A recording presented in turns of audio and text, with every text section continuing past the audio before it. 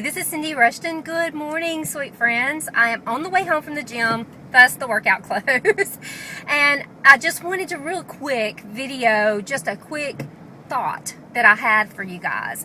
I was just thinking about my workout. Just then, I did my workout and I actually set some extra goals that went above and beyond what was on my paper to do. See, I have a trainer right now and she designs workouts for me and then lets me work on them in the days that I'm not meeting with her, and I can set extra goals, but the thing is I have to at least do what she set for me. But if I exceed them, that's just amazing.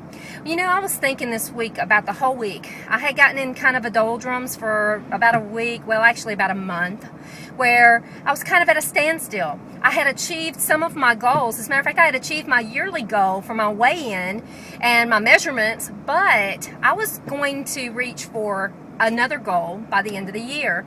And I kind of got at this place. I have been losing steady still, but not with the intensity of what I was losing.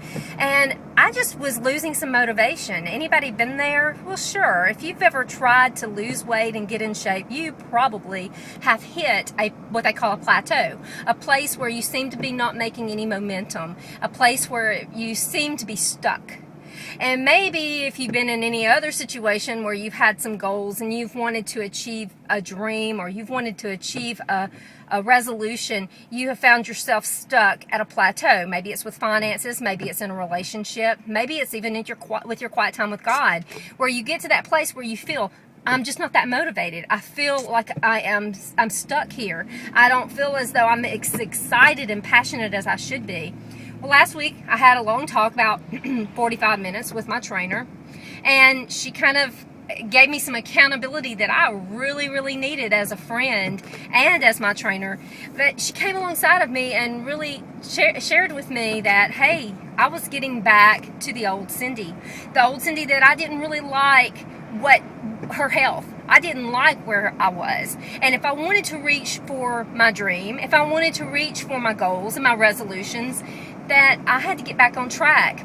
You know, I thought about that after I left there that day, and I asked myself truthfully what had happened.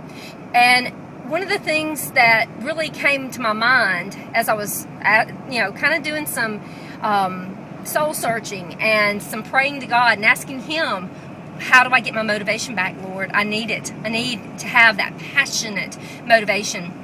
One of the things that He put on my heart was that I had quit setting daily goals.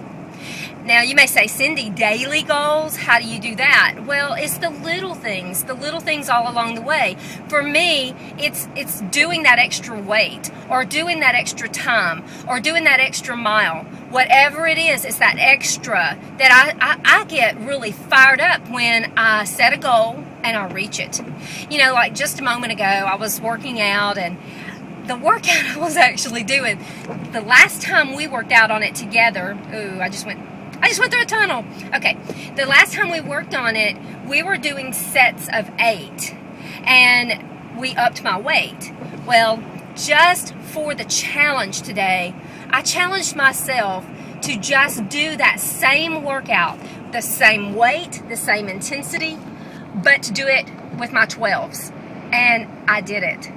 Now, I'll tell you, I was smoking myself. You can probably see the sweat and see that I'm a little breathless. But I did it.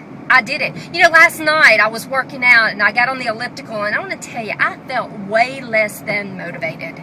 You know, it was Wednesday, the hump day, and here I was kind of already tired, because see, I work out 6 days a week, and really and truly, this is like the downside of my week, because I'm off on Saturdays. It's my Sabbath time of rest for my exercising and fitness. We do things on that day, but on that day I don't go to the gym and I don't work out. So this is like that part in the week where if there's some sagging in my motivation, it's going to be around this time of the week, because I get tired, I get weary. You know, it's kind of like that when we're in anything that we're doing, anything we're wanting to achieve. You know, about that place in it, about midways, just over the hump, there's that certain thing of, I got to get over this hump, and keep on going, I'm tired. I'm weary. I just did the hump. And so, anyway, last night I said, you know what, Cindy? Talking to myself, you are going to do it. You're going to set a goal, and you're going to reach it. And, it was tough. It was a tough workout last night. It took me longer than normal by a couple of minutes because I was just slower than normal. But you know what? It was okay to be slower. It was okay to come in a few minutes later. I still reached for the goal, and I achieved it. At the end, all I could do is say, wow. Yeah, I was sweating more than ever. Yes, I was tired. But I had reached for the goal. You want to talk about firing me up, fuel, just giving me that passion and that excitement. And I think that was probably my biggest hole that I had this plateau, was I stopped pushing myself. I stopped giving myself that little challenge by somewhere thinking in here, well, I'm doing enough. I'm doing enough. I'll get there somehow. And no, we need to set goals. We need to challenge ourselves. We need to inspire our own self. I remember hearing a teaching that Beth Moore did years ago about how David encouraged himself in the Lord.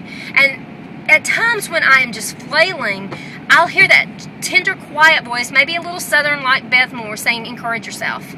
Encourage yourself in the Lord.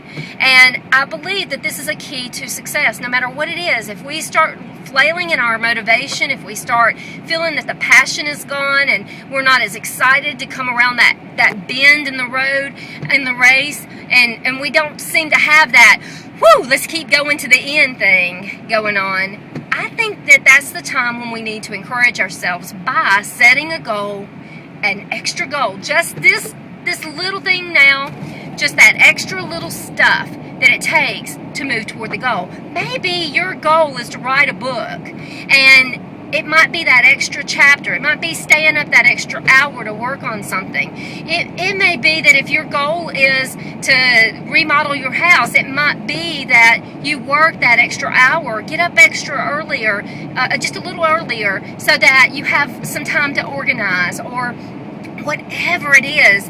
Do that extra little thing. Challenge yourself.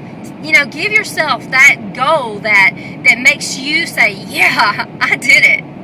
Well, today, I did it. How about you? Will you set that goal today? Will you take a few moments just to say, what is it that if I were to get that, if I were to reach for that, what is it that if I were to get there, I would say, I did it. I did it. I did it. And what is it today? Today's the day to do it. Do that one thing, whether it's reading a book to your little ones, whether it is cleaning that little extra bit or organizing, whether it's getting out there and doing that extra mile on the elliptical, whatever it is, do it. You know what? You're going to make it. What if today you knew you were going to make it? Would it not fire you up? Wouldn't you want to do that little extra thing that moved you there? Because, sweet friend, I know you're going to make it. I know you're going to reach for your goals. Just keep moving. Keep moving, keep firing yourself up, and set that goal today. See you later. Love ya.